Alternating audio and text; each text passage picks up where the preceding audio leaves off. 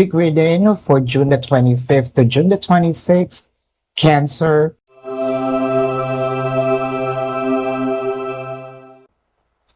Your cards are the Four of Wisdom, the Judgment, and the King of Charisma. Pwede nating sabihin na itong mga pagkakataon na ito na naisip siguro, no, whether this is ikaw yung nakaisip or itong person mo na nawawala ng gana sa atin ang ating person.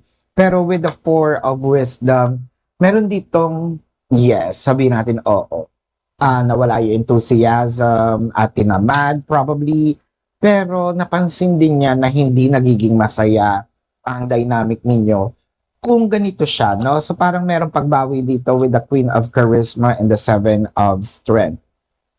Hindi naman biglaan itong pagbabago ni person. Unti-unti, pero sinusubukan niyang ibalik, no?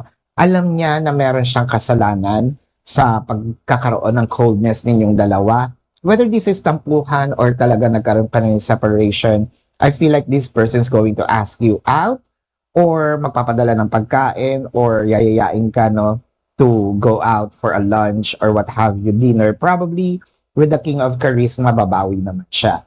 This is your quick reading for June the 25th to June the 26th, Cancer. My name is Daphne, but spirit calls me bye-bye love.